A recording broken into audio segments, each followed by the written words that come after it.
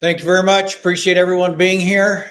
And I get the pleasure, privilege of being right after lunch. So we're going to get going.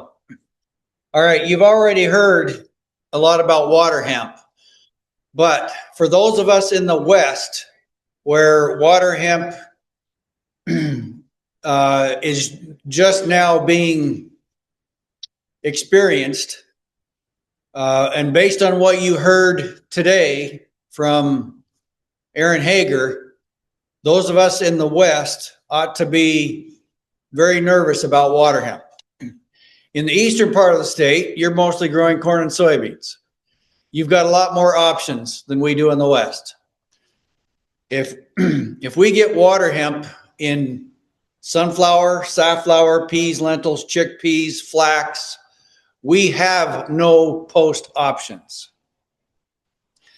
And this year we have found water hemp in multiple counties in the central part of the state, and then as far west as Ward County.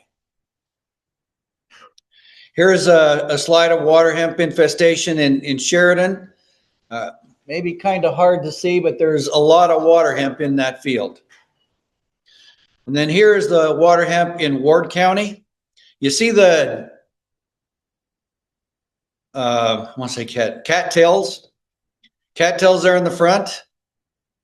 This is a low spot where there's a lot of cattails, but the water hemp is out competing the cattails. And this is just around the Carpio area. And the farmer had combined this. And so this next spring, I'm going to go back in to see how far into this field this water hemp really was, because I was alerted to this after harvest. So, and based on what's in this patch right here in this low spot, it may be throughout the field. I don't know. And so I always thought that Palmer would be a greater challenge in the West because it came from dry conditions in Arizona and northern Mexico. But in this low spot, it's doing just fine. Okay, and I don't need to do a whole lot of training here, but the main thing to look for with water hemp is the lack of hair on the stems and the narrow, shiny leaves. More than likely, we won't know about this plant until August or September, when it's rising above the canopy of whatever crop we're in. But we need to be aware of it. Now, notice this is the Department of Ag Palmer Amaranth distribution. Now, this was first found down in McIntosh, Dickey, back in 2018. And notice it's not in green anymore. Because after 5 years of not finding it, they will take it off the map. So it has been found in many counties. This is Palmer. I was just told by, maybe it was Joe, that maybe the Department of Ag is considering taking it off the noxious weed list. Why would that be? Well, when it was first found, we had a big debate on whether to put it on the noxious weed list or not. And it was a big, heated debate. I'm glad we did, because what happened was it made people be aware of it. And in almost every instance, from these counties where you see it, it has been eradicated, except for those locations where it came in via sunflower screenings. I won't say it's everyone, but it's pretty darn close. And why is that? Because we follow the saying of early detection, rapid response. I walked many of those fields. Most of them I walked. And I pulled plants with farmers. I said, let's go. Let's go get these plants out. In some fields, there was 2. Other fields, there might have been a couple hundred. And we pulled those plants. The reason I'm sharing this with you is because for those of us who don't have water hemp yet, especially in the West, we need to take the same approach. Don't wait until you have this infestation to do something about it. We don't have the herbicides in the West to take care of it. We have to be aware of it, look for it, pull those plants when there's 5 or 10 or 100, and don't wait till it's a large infestation that we can't control. Okay, we do expect a dicamba label, and we hope we have it. And we really need it to take pressure off of Liberty. Aaron Hager shared with you the Liberty resistance that has been documented in Illinois, but it has also been documented in other states. And Tom, on your one of your first slides, it said suspected in 6 other states. Okay, that's not good news. And one of the questions that I wanted to ask Aaron, but I didn't, was what do you suggest for North Dakota, where we have canola and soybean, sometimes in a tight rotation, where we're primarily using Liberty? That could be a disaster in the making. So we have got to take some pressure off of Liberty. Dicamba is one of the products that will help us. But want to put in a plug for primarily using it pre where possible. We see a lot of good residual from a pre-application, and it may be just as effective or more so as a pre than as an early post. Right. Yes. Including solar Liberty resistance. They have documented it or suspected. They just haven't documented yet. Well, that's on our doorstep. Okay, so I give this as an example, and I think I showed you this last year. This is what not to do. We really don't want to overuse Liberty to the point where we're using it twice a year, year after year, 6 applications in 4 years. We would really rather try and keep it to where we're using it in a crop sequence just once every 3 to 4 years, if possible. I give this as an alternative to where we're using other products. Notice I'm including Sonalan in the Liberty Link canola. Sonalan can have some activity on Kochia. It can have some activity on Waterhemp. And it can take some selection pressure off of Liberty. Husky FX in wheat. I've got some questions for one of our later speakers about water hemp in wheat. Liberty Link soybean, Spartan metribuzin, still should give us some decent control. Now for Kochia, Flexstar, Ultra Blazer, Basagran can still help us. Now for water hemp, you need to know if you've got the group 14 resistance or not, because Flexstar may not work. But try and minimize your use of Liberty. So one of your jobs, I'm sure, is to help growers be profitable. But they also need you to give them guidance and look to the future. Have your crystal ball saying, look, this is what's going to happen if we overuse Liberty. Help them preserve the chemistries that we have. Okay, changing gears. This was a common question this past year. Because of our group 14 resistance, we have, we can't just use Roundup and Sharp and Roundup and AIM like we used to. And so Gramoxone is one of the products that we rely on now a lot. But yet gramoxone we know has some weaknesses. So can we just tank mix Roundup and gramoxone together?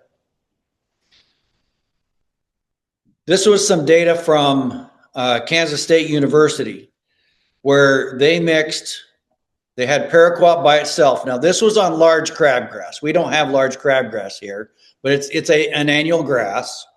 Or I should say we have crabgrass just in our lawn, but not necessarily in the field. But 53% control with paraquat, 99% control with glyphosate. But where they put them together, glyphosate plus paraquat, only 58%. So obviously the paraquat is antagonizing the Roundup. Now this was interesting, where they split glyphosate and paraquat by only 1 day. By only 1 day they split them, followed by 99% control. So I thought that was very interesting. But this showed to me, at least on this annual grass, we should not tank mix them together. But what about some other species? Here is dandelion. Dandelion I sprayed on June 26th. These pictures were taken July 22nd, about a month later. So here's gramoxone sprayed on dandelion, and you can see, and you know the activity of gramoxone. It's just going to burn off the tops of dandelion, then it's going to grow back. It's not going to kill it. But here we have Roundup and gramoxone in this section. In this plot here, Roundup and gramoxone together. But right here, we have Roundup followed by gramoxone 1 day later. Again, the two split only by 1 day. And look at the difference right here versus where they were tank mixed. And then over here on the far right, Roundup followed by gramoxone 5 days later. I would not have expected this. I thought there would be more antagonism with only splitting them by 1 day, but this showed that even 1 day helped on a perennial plant. Now, what about some other annual weeds? So here is lamb's quarters. This was applied May 12, and the picture's taken 25 days later. Here is some dandelion and lamb's quarter carcasses. So lamb's quarter is mostly controlled or completely controlled. But then gramoxone, we know gramoxone is weak on lamb's quarters. And then over here where we tank mixed Roundup and gramoxone together, hopefully you can see all these little lamb's quarters that survived. So again, seeing clear antagonism between Roundup and gramoxone on this annual plant. Okay, effective drought conditions on weed control. What would you say? We know Liberty likes warm conditions, warm, sunny, humid conditions. So is 95 warm enough, or is it too hot? Well, and then with humidity, how low of humidity do we have to get before it's too low? Well, here's a situation on May 12 that we hopefully never see again. On May 12 in Minot, we had 95 degrees and 17% humidity. Not a good mix for Liberty. 95 degrees, 17% humidity. And this picture was taken 25 days later, and you can see because of the heat and the drought stress, Liberty did not control this kochia. But a couple days later, after May 12, we got about 5 inches of rain. And so on May 24, in this same field, about 50 yards from this first picture, I applied again Liberty, where it was maybe 75 degrees, 30 to 40% humidity, good conditions. We fried the kochia. So this is a clear example of Liberty doesn't like extremely high temperatures, doesn't like 17% humidity, does much better when we've got lower temperatures, higher humidity. And this is the same thing with paraquat or gramoxone. Exact same thing. The gramoxone missed this kochia because they were drought stressed and too high a temperature, low humidity. Same thing where we sprayed it on May 24, did excellent. Okay, other weeds. You see right here, this is Liberty again. See, here's a horseweed right here. There's some lamb's quarters, some dandelion. There's even some green flower pepperweed in here. Again, sprayed on under drought stress conditions compared to non-stressed conditions on the right. So I just want to point that out.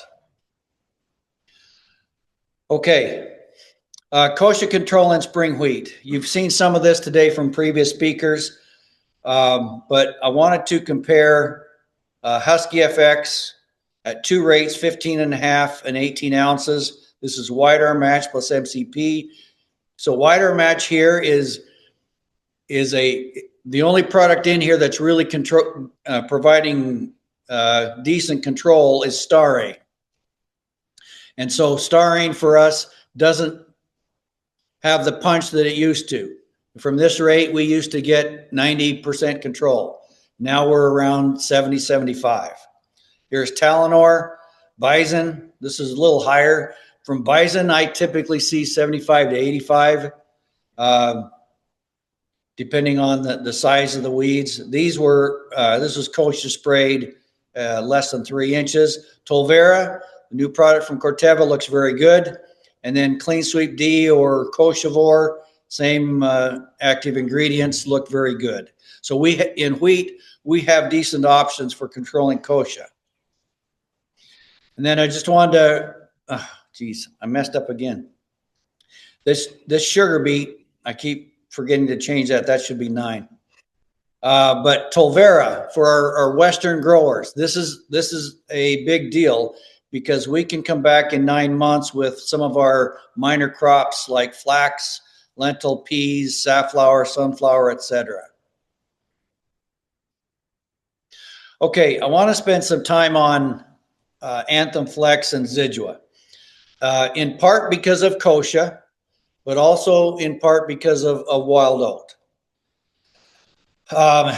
This audience knows that Anthem Flex is pyroxasulfonane, and then Zidua is pyroxasulfone. And then, so these rates are, so 4.5 ounces of Anthem Flex has the equivalent amount of pyroxasulfone as 4 ounces of Zidua. So just keep that in mind. And I put an asterisk right here because these are the rates, this rate right here, 4 ounces of Zidua, 4.5 ounces of Anthem Flex, are the rates that, based on my data, Caleb's, Kirk's, with those rates, we are approaching 85, 90% control of wild oat. Maybe not so much kochia. We're not quite there with kochia, but at least with wild oat. And why fall applications? We've already heard, we know pyroxasulfone is very non-water soluble. It needs a lot of moisture to get it activated. And so right here on this side, I say for kochia, wild oat, and bromes, expect suppression to good control. Notice I didn't say excellent. So 80 to 90% control is about as good as I expect on these weeds. Now, and then suppression on foxtail, buckwheat, prickly lettuce, and lamb's quarters. What do you notice about these weeds compared to these weeds?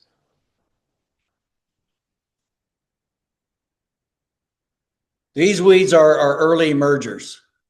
Kochia, wild oat, bromes. Those are some of the first plants to come out of the ground. And I think that's in part why we're getting decent control from Anthem Flex or Zidua on these 3, but not so good on these 4. Okay, just some data here from Minot. So this is blue bar is 24 and orange bar is 25. Looking here at 4 ounces of Anthem Flex we're in that 70-75% control range on Kochia. We had to get up to 6 ounces to approach 90. However, with green foxtail, not as good of control and not as consistent. In 24, with 4 ounces, we were approaching 70, but in 25, it was only 45. I don't know. Could that 5 inches of rain that we had in mid-May have contributed to this? Possibly.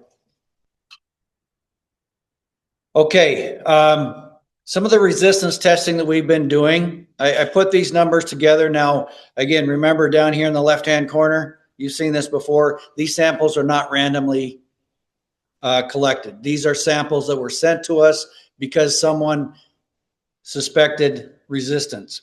Now, I put our results from 2016 to 2020, and then from 21 to 24, and notice that results didn't change a lot.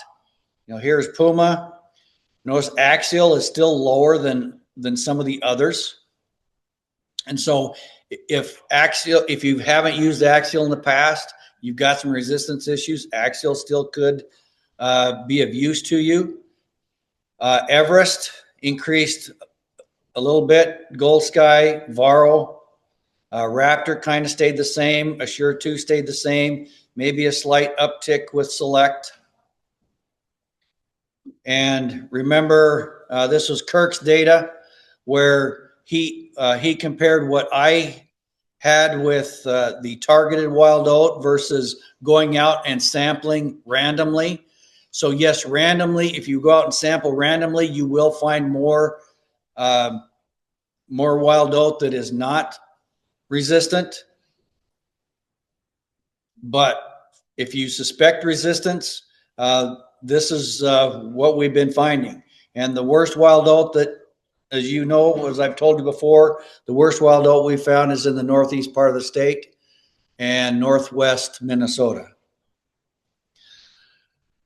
Okay, here's a plug for, because we've got these green foxtail resistance issues, we need to not focus solely on controlling them foliarly. If we can use residual products where possible, where it's labeled, products like Dual and Outlook or Zidua can help us control green foxtail and reduce some of that selection pressure on, say, Liberty or Clethodim, etc.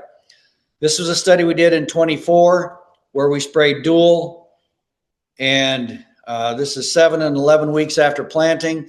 Dual looked good. Outlook looked good. Zidua, not quite as good. Now, this was spring applied. This is all spring applied, not fall. So Zidua in the spring, we don't on foxtail and other weeds don't always expect great green foxtail control. Again, it depends on a lot the moisture you receive, but I want to put in a plug for using Dual and Outlook where possible to help us with green foxtail.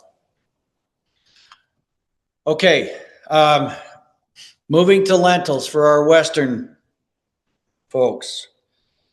A year ago, we had some data because the company didn't really have much data on their own.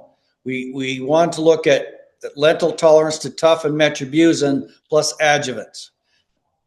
Tough is labeled in chickpeas at 24 ounces. And then metribuzin post is also labeled. The tough label says you can use tough at 6 to 20 ounces post. That was new to us. But then it also said you can use it in a tank mix with metribuzin. That sounded like risky. And it is. But we saw in 2024, the results showed us that the lentils were injured early, but they recovered because we had nice rainfall, about a half an inch, pretty consistently through the season, and those lentils recovered. In 25, we didn't get that. We didn't get those rains. We stayed dry. Okay, I want to point out with this metribuzin chart, the rate that we were using. With a 75 DF, we were using 2 ounces product. Now that 2 ounces product will be different depending on which metribuzin you use. A 3 pound versus a 3.8 versus a 4. But this is the rate that we're talking about for lentil. So this is obviously much, much lower than you would be using in soybeans. Okay, so let's see how much time I have left. All right, I'm going to go through this pretty quick. So here is, let me start right here. This is the untreated. Okay, now this is June 20. So this would be the post at 2 inches. Okay, in this study, we wanted to see if lentils were more sensitive at 2 inches versus 4 inches. And we found that yes, lentils are more sensitive at 2 inches versus 4 inches. Here is an untreated. This is tough by itself at 10 ounces. Here is tough plus metribuzin plus select. You can see those lentils are pretty fried because we've got tough, metribuzin, select, and oil. Here's our pre. This is prowl plus sharpen. Here is tough plus metribuzin at 2 inches. So this is 2 inches here, 2 inches here, 2 inches here. These 3 plots over here were sprayed at 4 inches. And you can see where we've got right here in this bottom left, tough metribuzin, select, and oil sprayed at 4 inches. Again, they're damaged significantly. Now let's look at, this is June 20. Let's look at June 26. Here's our untreated. Lentil's looking much better than in any other plot. Here's our tough metribuzin, select, and oil at 4 inches. Tough metribuzin, select, and oil at 2 inches. Compare that to tough by itself here at 2 inches and tough by itself at 4 inches. Now let's jump from June 26th to July 2nd. The untreated is almost closing the canopy, whereas some of these other treatments are looking really rough. And that's in part because they were injured. Then we had no rain for about 45 days to really help these lentils recover. Okay, I'm going to stop there and just say, you'll notice in the weed guide that I changed the language. I'm going to say, if you, okay, here is tough by itself at 2 inches, tough by itself at 4 inches. If you're going to do anything post-emergence in lentil, I would say use tough at 4 inches, but I'm not going to recommend with metribuzin. I think the injury is just too much. Okay, I'm going to stop there. Any questions? The question was, what if we split tough and metribuzin and sprayed them sequentially in whichever order? That's a good question. And that's something we might consider doing this year. I still suspect it's going to be too hot, but we'll try it in research, but I don't recommend it. Question is, has there been any research on time of day effect with Roundup and Gramoxone tank mix? Syngenta's talked for years about spraying Gramoxone in the evening to allow the chemical to better absorb into the plant before it is activated by light the next morning. Would an evening application allow the glyphosate adequate time to be taken up in the plant before the Gramoxone burns the tissue the next morning? The reason for the question is that field experience has shown better results with a tank mix sprayed in the evening than the research data on tank mixing shows. So yes, the Syngenta has shown that applying Gramoxone in the evening, you do get better results because you don't have that quick burn that you would get in the middle of the day with high, strong sun. You get just a little bit more translocation with an evening application. And so they're asking here about whether there might be less antagonism by spraying in the evening. I think it's possible, but my hunch is if I had to place a bet, I think there's still going to be too much antagonism.